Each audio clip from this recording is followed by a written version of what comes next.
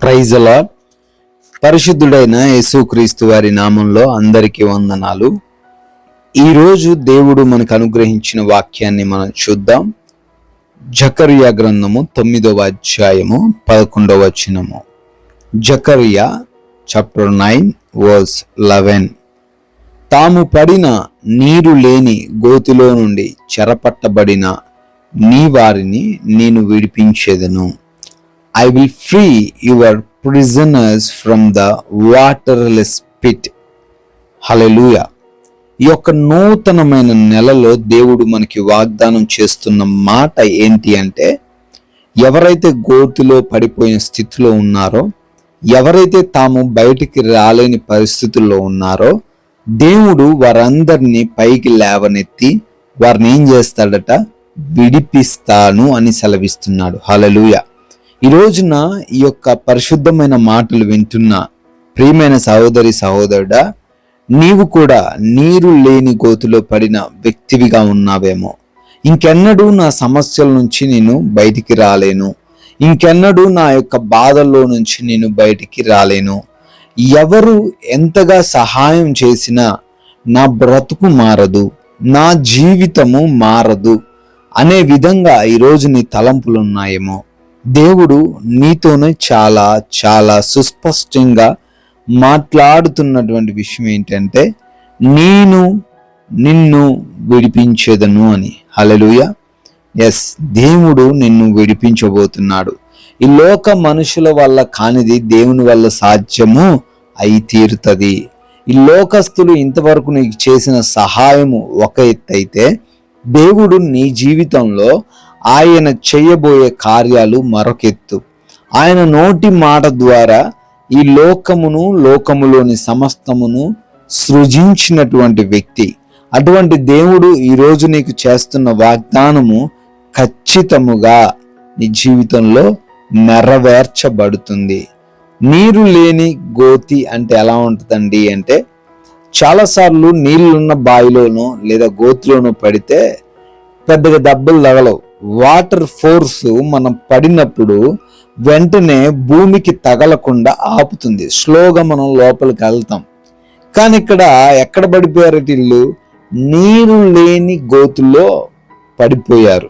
అంటే వారికి దెబ్బలు తగిలి ఉన్నాయి, గాయములు అయ్యి ఉన్నాయి, బాధలో ఉన్నారు. శ్రమల్లో ఉండడం వేరు, శ్రమల్లో ఉంటూ బాధపడడం వేరండి. చాలాసార్లు మనకు శ్రమ ఉన్నప్పటికీ కొన్నిసార్లు మనకు బాధ తీవ్రత చాలా తక్కువగా ఉండొచ్చు. ఫర్ ఎగ్జాంపుల్, ఎవరికైనా ఒక 10,000 అప్పు ఉందనుకోండి. ఆ 10,000 అప్పు వలన పెద్దగా వాళ్ళకి ఇబ్బంది అనిపించదు. ఆ అప్పు ఉన్న వ్యక్తి ఇబ్బందులు పెట్టకపోతే వారు కొంచెం హ్యాపీగానే ఉంటారు. కానీ ఎవరికైతే ఒక 1,00,000 రూపాయలు అప్పు ఉందో, ఆ 1,00,000 రూపాయల కోసం ఎవరైతే వారిని ఇబ్బంది పెడుతున్నారో, నానా మాటలు అంటున్నారో, వారిని బట్టి వారు రోజు కుంగిపోతూ ఉంటారు కదా.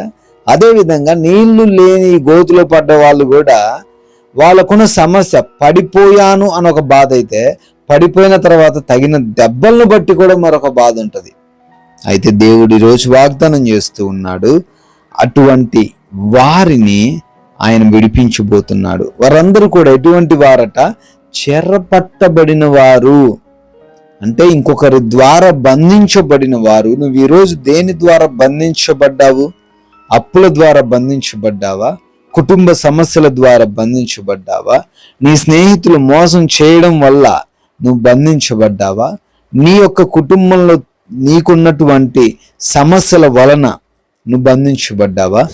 God is going to relieve you. నిన్ను ఆయన విడిపించబోతున్నాడు, ఆయన నిన్ను రక్షించబోతున్నాడు, ఆయన నిన్ను కాపాడబోతున్నాడు. కాబట్టి ధైర్యంగా ఉండు. దేవుడు నమ్మదగిన వాడు, నీతిమంతుడు. తప్పకుండా ఆయన చేసిన ఈ వాగ్దానాన్ని నీ జీవితంలో నెరవేర్చి తీరుతాడు. ఈ మాటలు దేవుడు దీవించునుగాక. ప్రార్థిస్తాను, ప్రార్థనలు ఏకీభవించండి. పరిశుద్ధుడా స్తోత్రాలు, సర్వోన్నతుడ వందనాలు. అయా గొప్ప దేవుడువు, ఆది సంభూతుడువు, ఆలోచన కర్తవు నాయన. అవునయ్యా, పడిపోయిన వారిని లేవనెత్తే దేవుడవు, బంధించబడిన వారిని విడిపించే దేవుడవు అని మాట్లాడి ఉన్నారు. ఈ ప్రార్థనలో ఈ సమయంలో ఏకీభవిస్తున్న ప్రతి బిడ్డ జీవితంలో ఈ యొక్క వాగ్దానమును నెరవేర్చండి. వారు పడిపోయిన స్థితిలో ఉండగా లేవనెత్తండి, బంధింపబడిన స్థితిలో ఉండగా విడిపించండి తండ్రి. ఎంతో మంది బిడ్డలు అనారోగ్యంతో బాధించబడుతుండగా వారికి విడుదల దయచేసి స్వస్థతను అనుగ్రహించండి. ఆర్థికంగా కూడా వారి ప్రతి అప్పు నుంచి విడుదల దయచేయండి నాయన. అయ్యా, వారి యొక్క ఆత్మీయ జీవితాన్ని వృద్ధిపరచండి. ఈరోజు బిడ్డలు చేస్తున్న ప్రయాణాలను తండ్రి దీవించండి, వారి పనులను అభివృద్ధి పరచండి నాయన. అయా, కుటుంబపరమైన విభేదాలు కూడా ఎవరికి లేకుండా ప్రతి ఒక్కరు కూడా సమాధానంతో ఈ రోజంతను జీవించే కృప దయచేయమని యేసుక్రీస్తు వారి ఉన్నతమైన నామంలో ఈ ప్రార్థనను అడుగుతున్నాము తండ్రి. Amen. May God bless you all. దేవుడు మిమ్మల్ని దీవించునుగాక.